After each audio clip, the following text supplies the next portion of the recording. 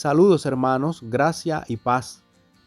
En este cuarto episodio de la lectura del libro El Evangelio de Cristo Jesús de Paul Washer, leeremos acerca de el gran dilema. Es alentador saber que Dios es santo y justo. Sería algo terrorífico si el gobernador todopoderoso del universo fuera malvado. Para el hombre pensante, sin embargo, la bondad absoluta de Dios es algo perturbador. Si Dios es bueno, ¿qué hará con aquellos que no lo son? ¿Qué hará un Dios bueno y justo con unos seres humanos centrados en sí mismos, inclinados al mal y desobedientes? Si el juez de toda la tierra tratara con nosotros en base a su justicia, ¿no debería condenarnos a todos? Estas preguntas nos llevan al más grande de los dilemas religiosos y filosóficos. ¿Cómo puede Dios ser justo y perdonar a los que justamente deberían ser condenados? ¿Cómo puede Dios ser santo y hacerse amigo de los malos? El que justifica al impío es abominación al Señor. Proverbios 17:15. Entonces, ¿cómo puede el Señor justificar a los pecadores y seguir siendo justo? Romanos 3:26. La respuesta de Dios a nuestro dilema. Si Dios actúa de acuerdo a su justicia, entonces el pecador debe ser condenado. Si Dios perdona al pecador, entonces su justicia se ve comprometida. La respuesta al más grande de los dilemas puede ser hallada solo en el Evangelio. En su justicia, Dios condenó a la humanidad y demandó satisfacción completa por nuestros crímenes contra Él. En amor, Dios cargó con la humanidad, llevó nuestros pecados, sufrió el castigo que merecíamos y murió en nuestro lugar. El mismo Dios, cuya justicia demandaba satisfacción por nuestro pecado, hizo satisfacción ofreciéndose a sí mismo en nuestro lugar. Esto es lo que hace el Evangelio verdaderamente buenas noticias. Jesucristo, nuestro sustituto. De acuerdo con la Biblia, el amor del Padre por nosotros lo movió a entregar a su Hijo como sacrificio por nuestros pecados, y el amor del Hijo lo movió a entregarse a sí mismo voluntariamente por nosotros. Porque de tal manera amó Dios al mundo que ha dado a su Hijo unigénito, para que todo aquel que en Él cree no se pierda, mas tenga vida eterna. Juan 3:16. Dios es amor. En esto se mostró el amor de Dios para con nosotros, en que Dios envió a su Hijo unigénito al mundo, para que vivamos por Él. En esto consiste el amor, no en que nosotros hayamos amado a Dios, sino en que Él nos amó a nosotros y envió a su Hijo en propiciación por nuestros pecados. Primera de Juan 4, del 8 al 10. Jesús dijo: nadie tiene mayor amor que este, que uno ponga su vida por sus amigos. Juan 15:13. La cruz. En la cruz, Jesucristo, el Hijo de Dios, se ofreció a sí mismo como sacrificio por el pecado de su pueblo. La mayoría de los historiadores consideran la cruz como el mecanismo de tortura más cruel que la humanidad ha diseñado. Esta crueldad sirve como una ilustración de dos realidades importantes. En primer lugar, esta crueldad ilustra nuestra hostilidad contra Dios. Dios amó tanto al mundo que dio a su Hijo único, y el mundo odió tanto a Dios que lo sujetó a la peor forma de tortura y muerte. En segundo lugar, esta crueldad ilustra la grandeza de nuestro pecado contra Dios. Nuestros crímenes contra Dios fueron tan deplorables y los castigos tan severos que solo podían ser pagados por el indescriptible sufrimiento y muerte del Hijo de Dios. El sufrimiento físico y la muerte que Cristo soportó en la cruz eran absolutamente necesarios. Pero debemos entender que su sufrimiento implicó más que la mera crueldad de los hombres. En la cruz, Cristo sufrió el juicio de Dios. La justicia de Dios demandaba satisfacción por nuestros pecados y su ira estaba encendida contra nosotros.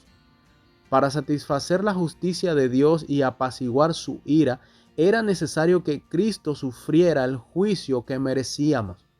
De esta manera, Él cargó con nuestros pecados, se hizo maldición en nuestro lugar, fue abandonado por Dios y sufrió la total medida de la ira de Dios contra nosotros. Cristo llevó nuestro pecado. En la cruz, nuestros pecados fueron imputados a Cristo.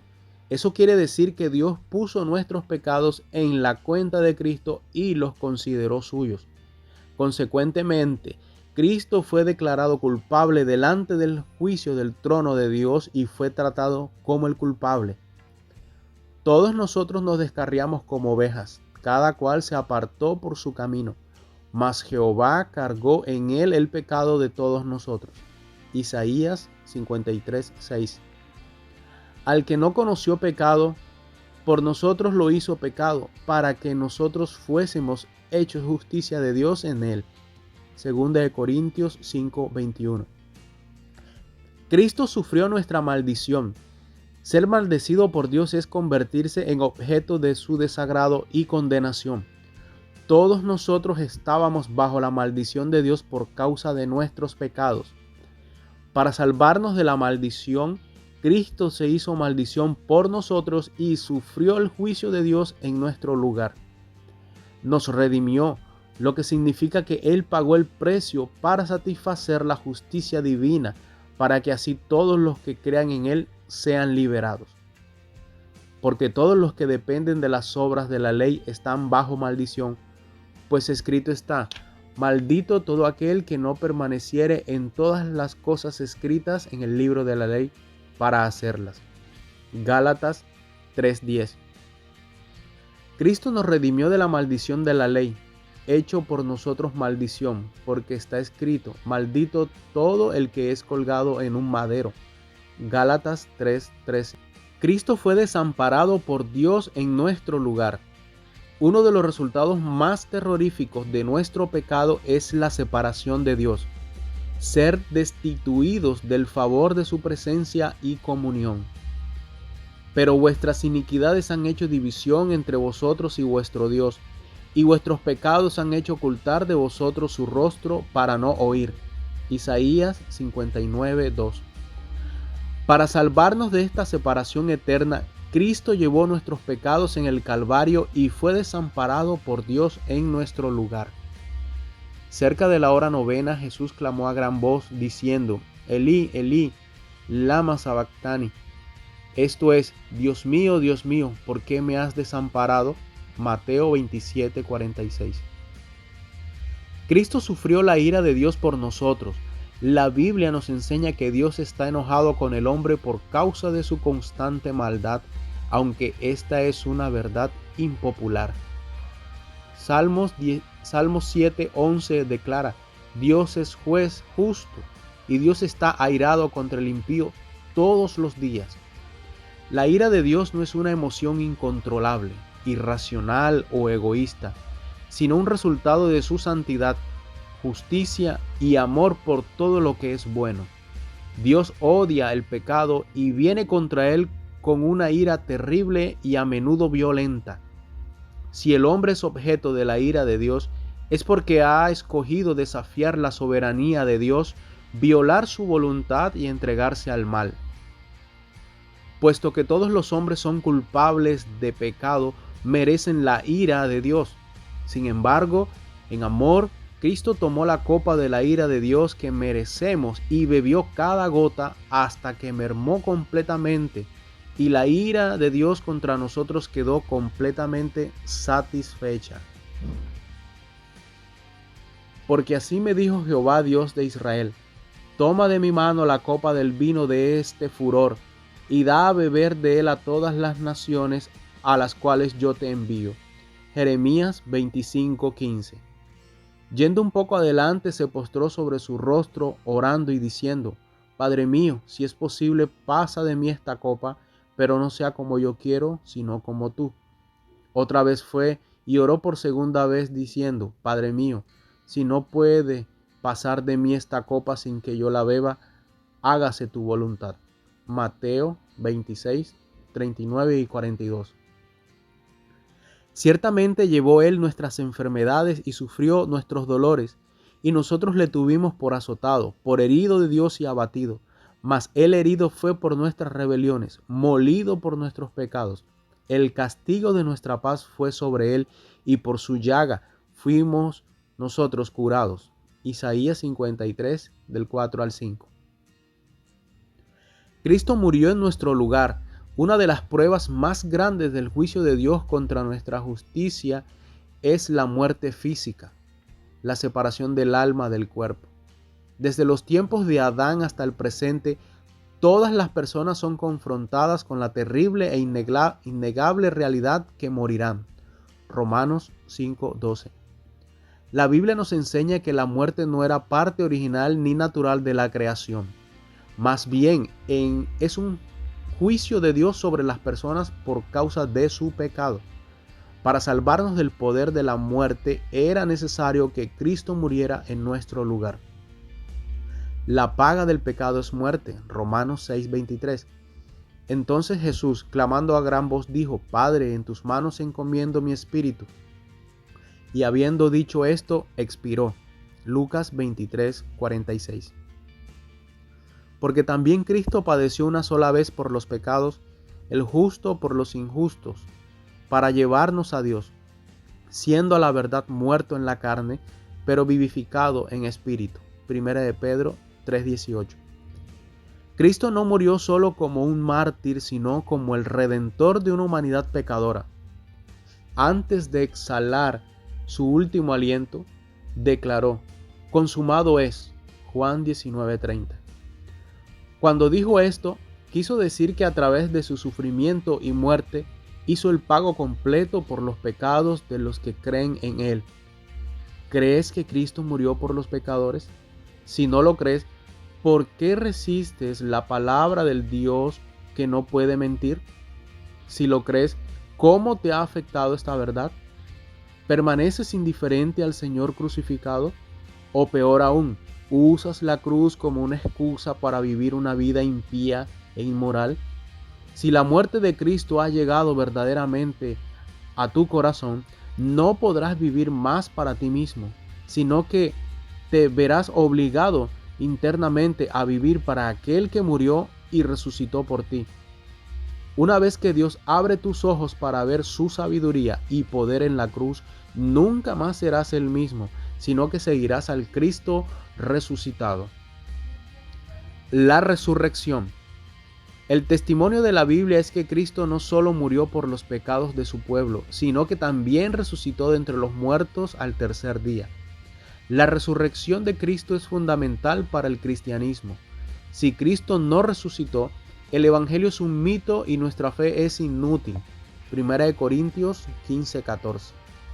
Pero puesto que la resurrección de Cristo es un hecho histórico, valida tanto lo que Él afirmó ser como lo que Él hizo por nosotros. La resurrección es prueba de que Jesús es el Hijo de Dios. En Juan 2, del 18 al 19, los líderes de los judíos le pidieron a Jesús una señal que demostrara que Él tenía la autoridad para limpiar el templo de Dios. Como respuesta, Jesús dijo: destruid este templo, y en 3 días lo levantaré. En Romanos 1:4, el apóstol Pablo escribió que Jesús fue declarado Hijo de Dios con poder, según el Espíritu de Santidad, por la resurrección de entre los muertos. Esto no significa que Jesús se convirtiera en el Hijo en la resurrección, sino que la resurrección era la validación del Padre de que Jesús era el Hijo de Dios eterno. La resurrección es prueba de que Dios aceptó la muerte de Cristo como el pago total por nuestros pecados. Romanos 4:25 dice que Cristo fue entregado por nuestras transgresiones y resucitado para nuestra justificación. El significado de este texto es que Dios levantó a Jesucristo porque su muerte había satisfecho la justicia de Dios y asegurado el perdón y el derecho de estar delante de Dios de los creyentes. la justificación. La resurrección es prueba de la resurrección futura del creyente. En Juan 11:25 Jesús declaró: yo soy la resurrección y la vida. El que cree en mí, aunque esté muerto, vivirá. Si Cristo hubiera permanecido en la tumba, esta promesa habría sido nula y sin efecto. Su autoridad sobre la muerte quedó demostrada en su propia resurrección. Demuestra que Él tiene el poder para levantar a la vida a todos los que creen en Él. En 1 Corintios 6:14, el apóstol Pablo escribió: Dios, que levantó al Señor, también a nosotros nos levantará con su poder. La resurrección es prueba de que el mundo tiene un Señor y un juez. La Biblia nos enseña que Cristo no solo resucitó a la vida, sino también que Dios lo exaltó para ser Señor y juez sobre toda la creación. En el primer sermón predicado después de la resurrección, el apóstol Pedro declaró a los judíos: sepa, pues, ciertísimamente, toda la casa de Israel, que a este Jesús a quien vosotros crucificasteis, Dios le ha hecho Señor y Cristo. Hechos 2:36. El apóstol Pablo también declaró esta verdad, por lo cual Dios también le exaltó hasta lo sumo y le dio un nombre que es sobre todo nombre, para que en el nombre de Jesús se doble toda rodilla de los que están en los cielos y en la tierra y debajo de la tierra. Filipenses 2, del 9 al 10. Dios manda a todos los hombres en todo lugar que se arrepientan, por cuanto han establecido un día en el cual juzgará al mundo con justicia, por aquel varón a quien designó, dando fe a todos con haberle levantado de los muertos. Hechos 17, del 30 al 31. Las buenas noticias de la resurrección nos muestran que el cristianismo no es solo una lista de reglas o una filosofía de la vida. No es solo algo por lo cual debatir o sostener una posición. La persona viviente de Jesús está en el corazón del cristianismo. Hoy el Señor Jesús habla solo a través de su palabra, la Biblia, y salva a pecadores poderosamente. ¿Lo has conocido? ¿Te ha salvado por medio del cumplimiento glorioso de su muerte y resurrección? En el siguiente episodio leeremos acerca de el logro de Cristo.